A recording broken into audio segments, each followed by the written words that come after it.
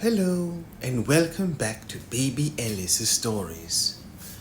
We now return to the final chapter of the Wyss Family Robinson by J.D. Wyss. The final chapter. Are you ready, Baby Alice? Chapter 18. Many wonderful tales were told, or many wondrous tales were told or read in turn by the boys and Jenny during the long evenings as we sat drawing, weaving, and plaiting in our rosy study. In fact, this winter was a truly happy time. And when at length the rain ceased and the bright sun again smiled upon the face of nature, we could scarcely believe, as we stepped forth and once more felt the balmy breath of spring, that for so many weeks we had been prisoners within our rocky walls. All at once, more activity in life. The duties in field, garden, and orchard called forth the energy of the lads, whilst their mother and sister found abundant occupation in the poultry yard and house. Our various settlements and stations required attention.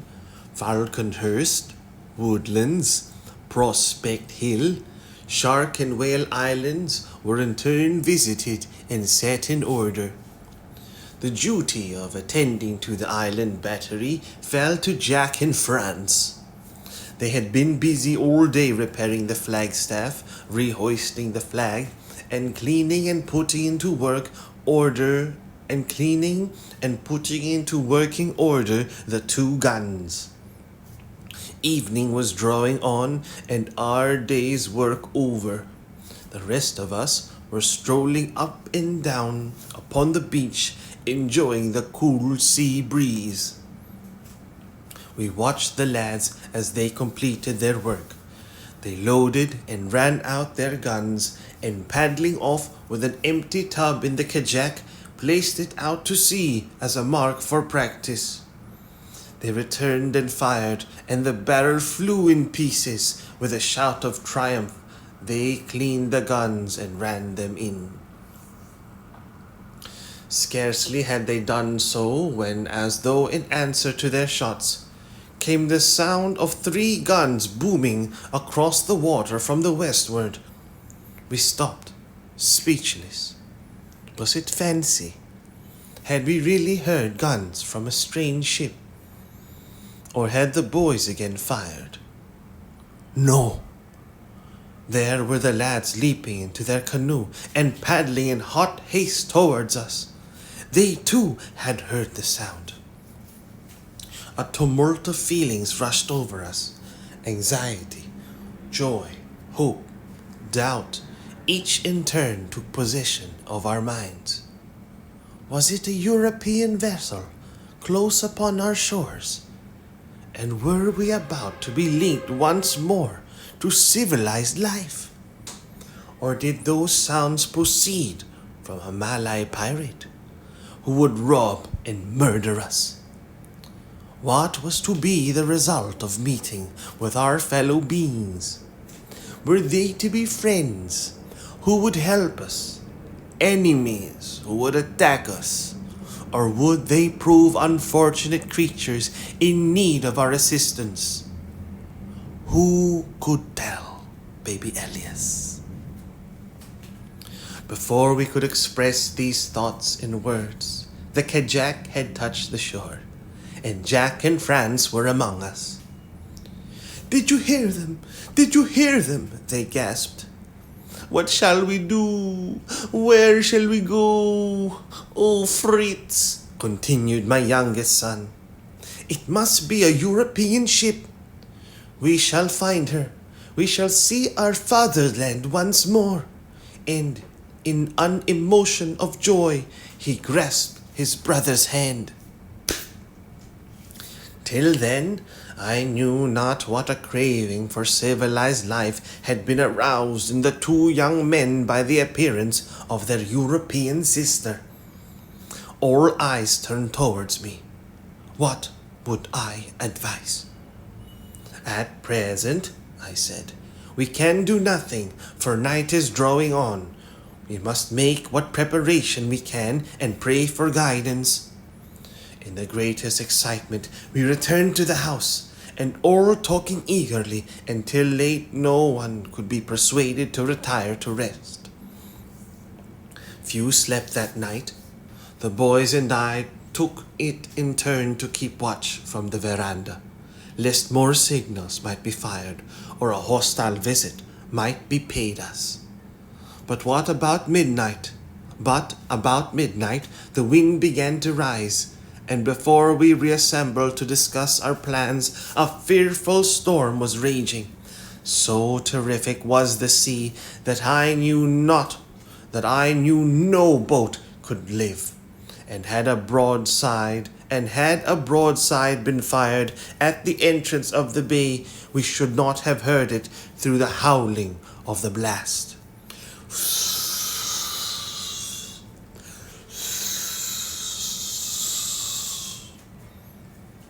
For 2 days and 2 nights the hurricane continued, but on the 3rd day the sun again appeared, and the wind lulling, the sea went rapidly down.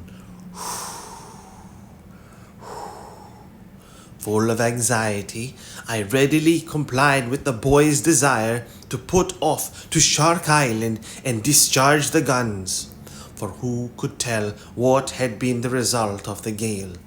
Perhaps the vessel had been driven upon the rocky shore, or, fearing such a fate, she had left the coast and weathered the storm out to sea. If so, she might never return. With these thoughts, I accompanied Jack and Franz to the fort. 1, 2, we fired the guns and waited. For some minutes, there was no reply, and then an answering report rolled in the distance. There was no longer room for doubt. The strangers were still in the vicinity and were aware of our presence.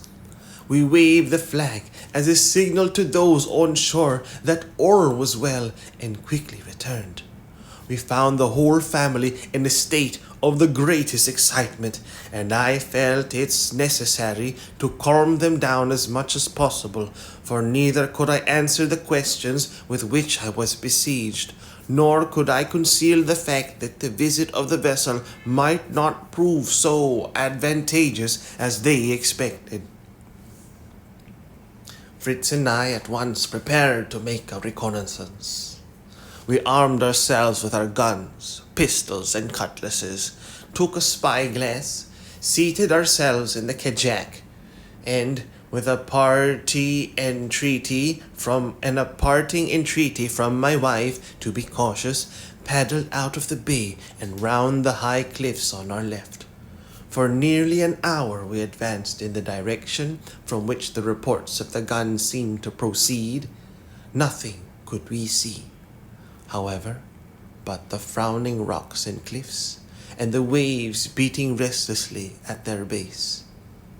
Cape Pugnose was reached, and we began to round the bluff Old Point. In a moment, all our doubts were dispelled, and joy and gratitude to the great giver of all good filled our hearts. There, in the little sheltered cove beyond the cape, her sails furled and anchor dropped, lay a brig o' war with the English colours at her masthead. With the glass I could discern figures upon the deck, and upon the shore beyond, several tents pitched under the shelter of the trees, and the smoke of fires rising amongst them. As I handed the glass to Fritz, I felt a sudden misgiving. "What?" said I to myself. Can this English vessel be doing thus far from the usual track of ships?" And I called to mind tales of mutinous crews who had risen against their officers. have chosen some such sheltered retreat as this, have disguised the vessel, and then sailed forth to rob and plunder upon the high seas."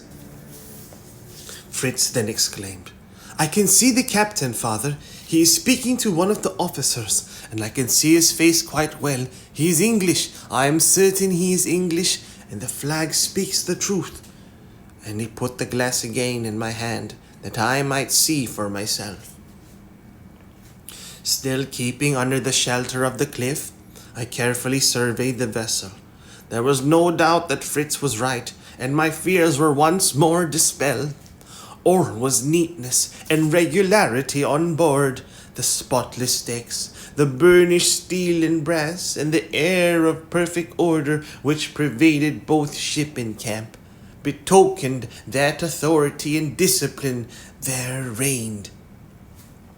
For some minutes longer we continued our examination of the scene, and then, satisfied by the appearance of the camp on shore, that there was no chance of the brig quitting the coast for several days, we resolved to return without betraying our presence, for I was unwilling to appear before these strangers until we could do so in better form, and in a manner more in accordance with our actual resources. We again landed at Rockburg, where our family awaited our arrival in eager expectation, and as fully as possible we told them of all we had seen.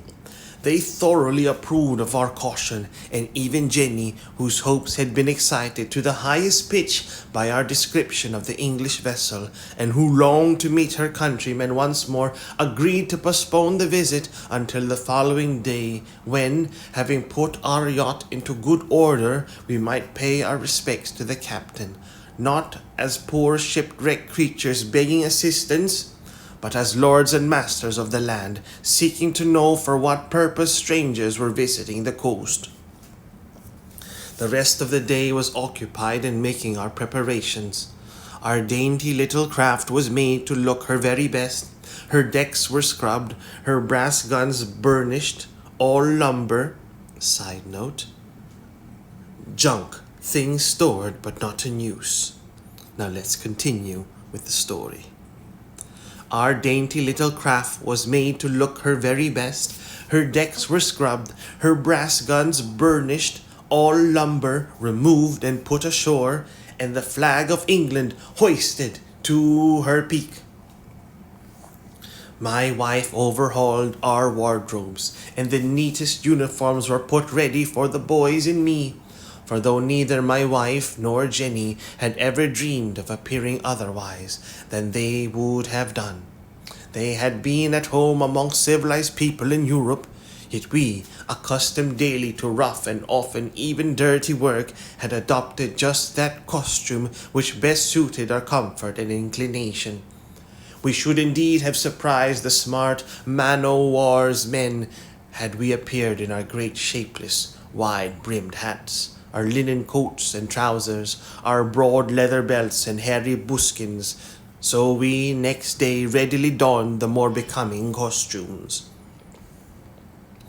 At the break of that eventful morn, when we were destined once more to set our eyes upon our fellow men, and to hear news of the outer world from which for so many years we had been exiled, we assembled in our little breakfast room. The meal was eaten hurriedly and almost in silence, for our hearts were too full and our minds too busily occupied to allow of any outward display of excitement. Fritz and Jack then slipped quietly out, and presently returned from the garden with baskets of the choicest fruits in fresh and fragrant profusion, and with these, as presents for the strangers, we went on board our yacht. The anchor was weighed, the sail set, and with the canoe in tow, the little vessel, as though partaking of our hopes and joyous expectation, bounded merrily over the waters of Safety Bay, gave a wide berth to the reef, against whose frowning rocks the sea still lashed itself to foam, and kept away for the cove, where the English ship unconsciously awaited us.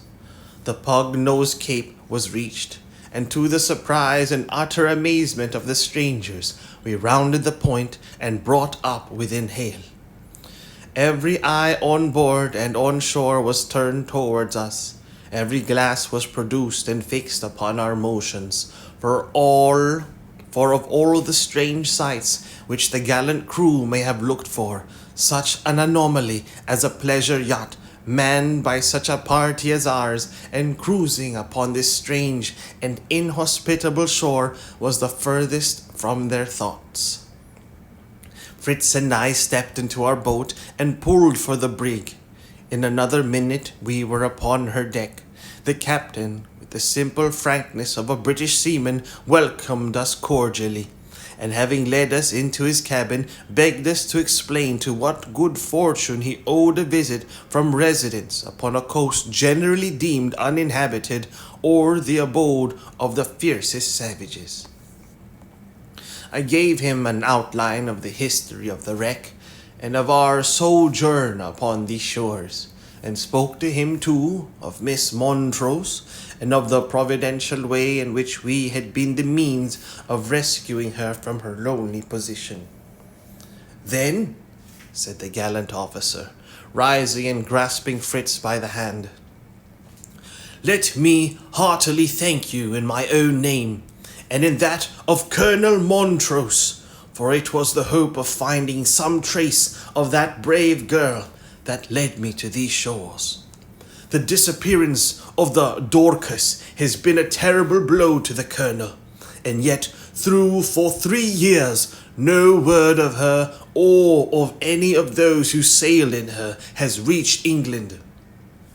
He has never entirely abandoned all hope of again hearing of his daughter. I knew this, and a few weeks ago, when I was about to leave Sydney for the Cape, I found 3 men who declared themselves survivors of the Dorcas, and said that their boat of 4 which left the wreck was the only one which, to their knowledge, reached land in safety. From them I learned all peculiars, and applying for permission to cruise in these latitudes, I sailed in hopes of finding further traces of the unfortunate crew. My efforts have been rewarded by unlooked for success."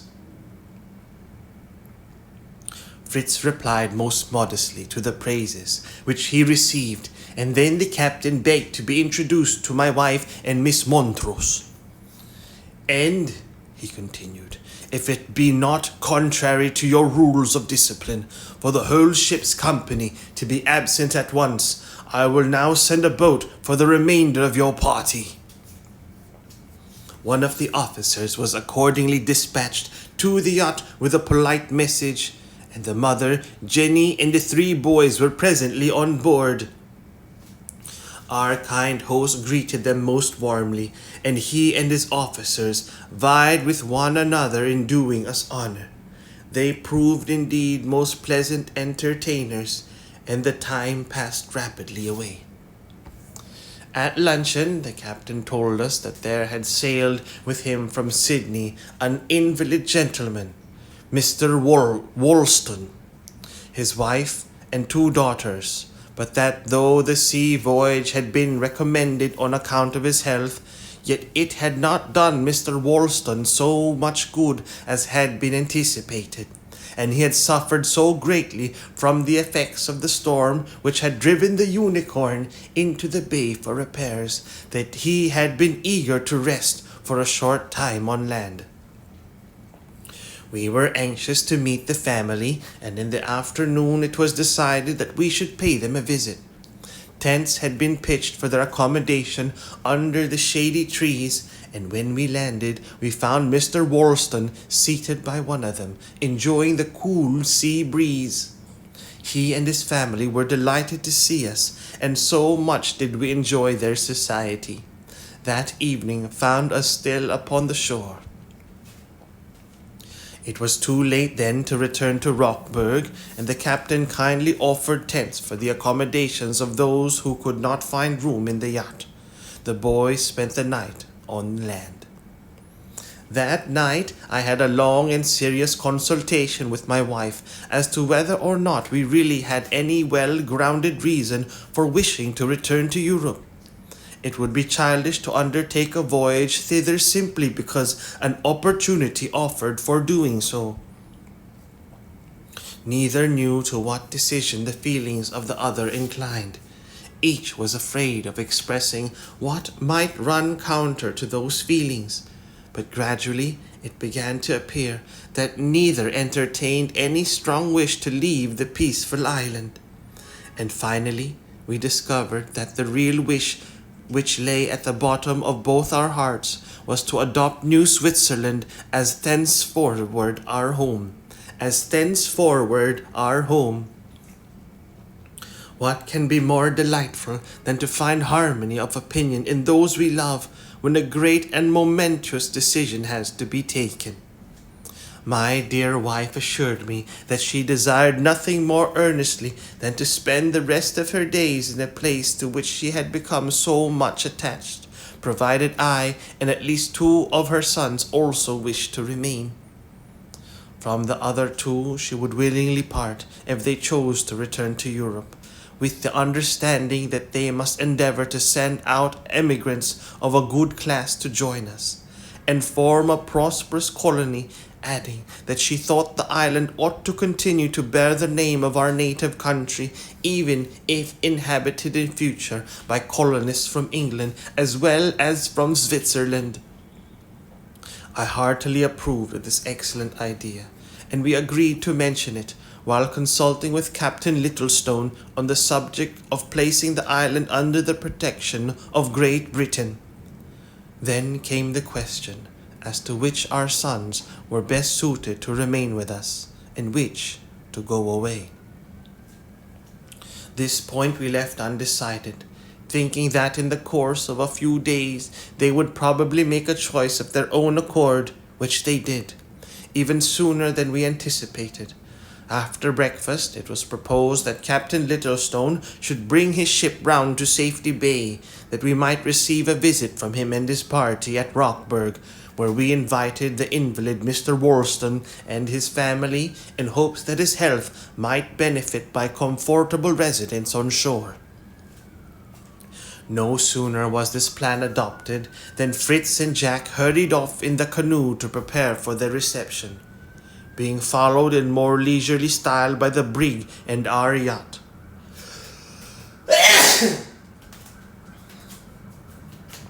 But what words can express the amazement of our guests when, rounding the rocky cape at the entrance, Safety Bay and the beautiful domain of Rockburg lay before them.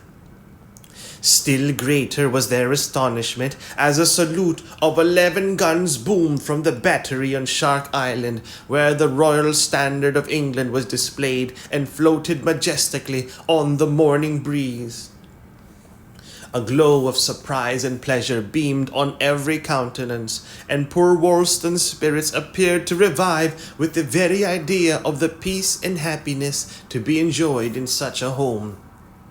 He was carried on shore with the utmost care and tenderness, and comfortably established in my room, a camp bed, for Mrs. Worston being added to the furniture there, that she might be able conveniently to attend on her husband. Meantime, the scene at the harbour and all round Rockburg was of the liveliest description. Merriment and excitement prevailed in all directions, as the beauties and wonders of our residence were explored, so that a summons to dinner scarcely attracted notice. However, as a visit to Falconhurst was projected, the company was at length induced to be seated, and to partake of our good cheer. But the spirit of restlessness soon returned, and the young people kept roaming about through our hitherto quiet lawns, avenues, and shrubberies, until I was ready to believe their number 3 times what it actually was. Towards evening, the universal excitement began to abate, and the party assembled for supper with tolerable composure. Mr. Wolston was able to join us, as the rest he had enjoyed, and the pleasure inspired by the hope of a residence among us. Seeming to have given him new life, this wish he now distinctly expressed in his own name, and in that of his wife, inquiring what our intentions were, and proposing, if agreeable to us, that they, with their eldest daughter, whose health, like his own, was delicate, should make a long stay in the island, while the younger daughter went, for the present, to her brother at the Cape of Good Hope. In the event of his untimely deciding to settle altogether among us, Mr. Wolston would propose that his son should leave the Cape and join our colony. With sincere satisfaction, I welcomed this proposal, saying that it was my wish and that of my wife to remain for the rest of our days in New Switzerland. "Hurrah for New Switzerland! New Switzerland forever!" shouted the whole company enthusiastically as they raised their glasses and made them touch with a musical ring, ding, which so expressively denotes a joyful unanimity of sentiment. "Prosperity to New Switzerland! Long may she flourish!" echoed on all sides. "Long life and happiness to those who make New Switzerland their home," added Ernest, to my great surprise, leaning forward as he spoke to ring his glass with mine, his mother's, and Mr. Wolston's. "Won't somebody wish long life and prosperity to those who go away?" inquired Jenny with a pretty arch look.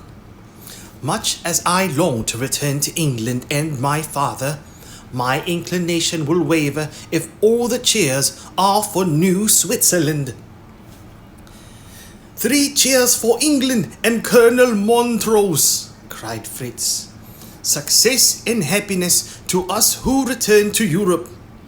And while the vaulted roofs rang with the cheering elicited by this toast, a glance from Jenny showed him how much she thanked him for appreciating her wish to return to her father, notwithstanding her attachment to our family. "Well," said I, when silence was restored, "since Fritz resolves to go to England, he must undertake for me the duty of bringing happiness to a mourning father by restoring to him this dear daughter, whom I have been ready to regard as my own, by right of finding her cast on the shores of my island. Ernest chooses to remain with me. His mother and I rejoice heartily in this decision, and promise him all the highest scientific appointments in our power to bestow. And now what is Jack's choice? The only talent I can say he possesses is that of a comic actor, and to shine on the stage he must needs go to Europe." "Jack is not going to Europe, however," was his reply.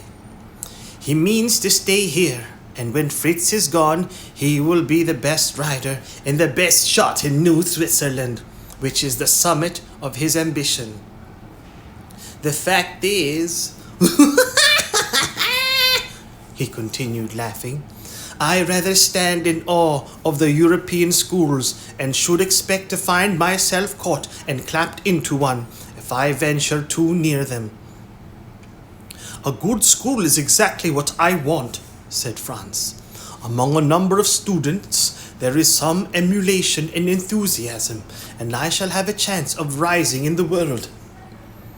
Fritz will probably return here some day, but it might be well for one member of the family to go home with the intention of remaining there altogether, and as I am the youngest, I could more easily than the rest adapt myself to a different life. My father, however, will decide for me." "You may go, my dear son," I replied, "and God bless all our plans and resolutions. The whole earth is the Lord's, and where, as in his sight, you lead good and useful lives, this is your home." And now that I know your wishes, the only question is whether Captain Littlestone will kindly enable you to carry them out. All eyes were fixed eagerly upon him, and after a moment's pause, the gallant officer spoke as follows. I think my way in this matter is perfectly clear, and I consider that I have been providentially guided to be the means of once more placing this family in communication with their friends and with the civilized world. My orders were to search for a shipwrecked crew.